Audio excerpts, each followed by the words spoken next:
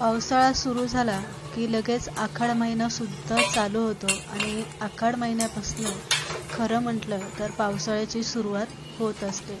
आखाडामध्ये सगळ्यात पहिलं पालखी निघतात, दिंड्या निघतात, वारकरी विठ्ठल माऊलीच्या दर्शनाला जात असतात आणि अशातच वाटेमध्ये अगदी 15 दिवस टिकतील असं काहीतरी एखादा पदार्थ बनवून सगळ्या वारकरी नेत असतात. त्या म्हणजे गुळाच्या कापण्या, गुळाच्या दशम्या असे खूप सारे पदार्थ असतात जे गूळ घालून बनवले जातात. तर आज आपण अशाच गुळाच्या आणि गव्हाच्या पिठाच्या खुसखुशीत अशा कापण्या इथे बनवून घेणार आहे. तर चला, कोणताही वेळ न घालवता पटकन आपण आपल्या रेसिपीला सुरुवात करू. तर इथे सगळ्यात पहिलं मी माप कसं घ्यायचं ते तुम्हाला सांगते. कापण्या बनवणं फार काही अवघड नाही आहे, एकदम सोपं आहे. एक बाऊल घेतलेलं आहे, त्याने मी गव्हाचं पीठ घेतलेलं आहे. गव्हाचं पीठ आपल्याला चाळून अजिबात घ्यायचं नाही, तर कोंड्यासकटच गव्हाचं पीठ घ्यायचं. एक छोटी वाटी मी इथे बेसन पीठ घेतलेलं आहे आणि मोठे 2 चमचे मी इथे डाळडा घेतलेला आहे किंवा तुम्ही तेल किंवा तूप घेऊ शकता आणि गूळ घेतलेला आहे. आता गूळ इथे किसून घ्यायचा किंवा बारीक सुरीने कापून घ्यायचा आणि तुम्हाला कापण्या किती गोड पाहिजे त्यानुसार तुम्ही इथे गुळाचे प्रमाण कमी जास्त करू शकता. आता इथे मी एक छोटा ग्लास पाणी घालून घेतलेलं आहे.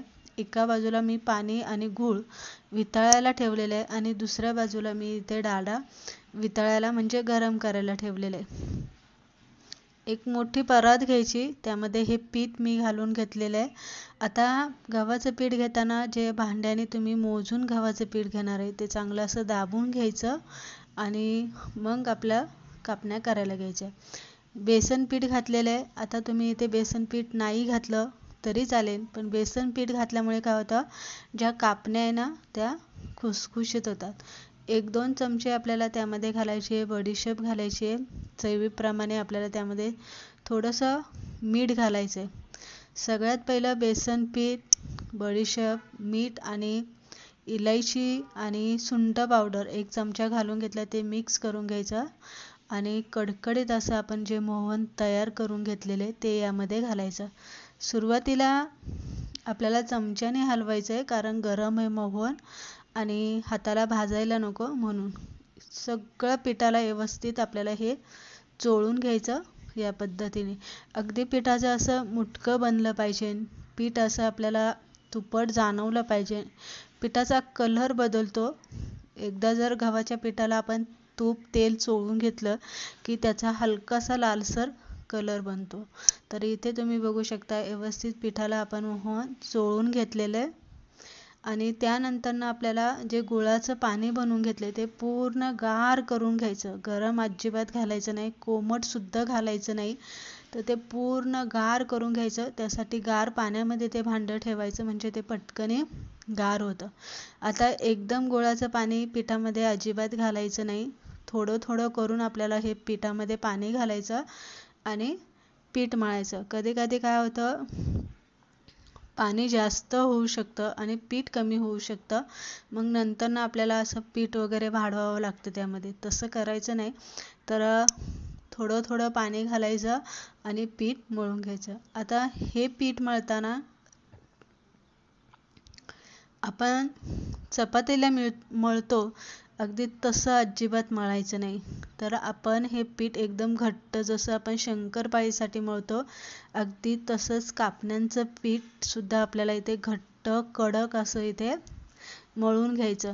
त्याचं कारण सांगते, जर तुम्ही पीठ असं सैलसर मळलं तर तुमच्या कापण्या कडक होतील. इथे बघू शकता सगळं पाणी आपण पिठामध्ये बसवलेलं आहे आणि फक्त आपल्याला 10 मिनटं हे पीठ भिजत ठेवायचं. याच्यापेक्षा जास्त वेळ ते भिजत ठेवू नका कारण गूळ आहे. गूळ एकदा आवळला की पीठ खूप कडक होतं. त्यामुळे 10-15 मिनटं तुम्ही हे पीठ भिजायला ठेवायचं आणि नंतर आपल्याला कापण्या इथे करायला घ्यायच्या. आता कापण्या करायला घेत असताना परत एकदा थोडंसं पीठ मळायचं, हाताने मळून मळून घ्यायचं आणि नंतर आपल्याला अशी चपाती लाटून घ्यायची. आता शंकरपाळी बनवतो तेव्हा आपण तिला जाड अशी आपण चपाती लाटत असतो, पण कापण्या बनवतो तेव्हा चपाती जाड लाटायची नाही. तर नेहमीची म्हणजे पुऱ्यांसाठी आपण जशी चपाती लाटतो ना, त्यापेक्षा थोडीशी जाड आपल्याला ही चपाती लाटून घ्यायची आहे. आणि त्यानंतर आपल्याला मागच्या आणि पुढच्या दोन्ही बाजूने आपल्याला खसखस अशी लावून घ्यायची. एकदा हाताने खसखस पांगवली की लाटणं त्यावरती फिरवायचं, म्हणजे खसखस पिठामध्ये अशी चांगली चिटकून राहते. तळताना वगैरे खसखस तेलामध्ये पडत नाही. तर इथे आपण खसखस लावून घेतलेले. आता कापण्या करून घ्यायच्या. जशा आपण शंकरपाळ्या कट करतो तशाच आपल्याला कापण्या ह्या त्रिकोणी आकारात कट करून घ्यायच्या. शक्यतो कापण्या ज्या आपल्या असतात त्या अशा त्रिकोणी आकारामध्येच कट केल्या जातात. तुम्ही इथे बघू शकता. याची लांबी किंवा तुम्हाला किती मोठ्या त्या बनवायच्या साईजला किंवा किती छोट्या बनवायच्या त्या तुम्ही कापण्या पाडताना बनवू शकता. जसं डायमंड शेप असतो ना, अगदी तसंच एखादी बर्फी कशी आपण कट करतो अगदी त्या पद्धतीने आपल्याला कापण्या कट करून घ्यायच्या. आता तेल गरम करताना गॅस मोठा ठेवायचा नाही. कापण्या तळताना तेल जास्त कडकडीत धूर निघेपर्यंत अजिबात तापवायचं नाही. हलकंसं तापलं पाहिजे.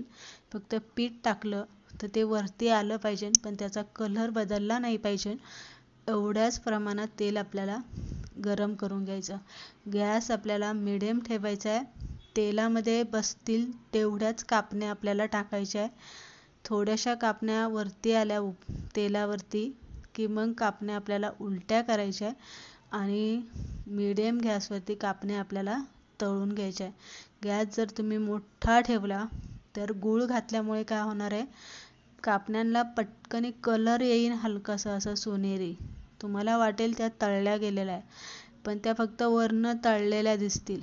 आतमधनं पूर्ण कच्च्या असतील, नरम असतील आणि 1-2 महिने तुमच्या ह्या कापण्या मग टिकणार नाही जर तुम्ही तशा तळल्या तर. म्हणून तळायला थोडासा वेळ लागतो. मिडियम गॅसवरती आपल्याला तळून घ्यायच्या आहे.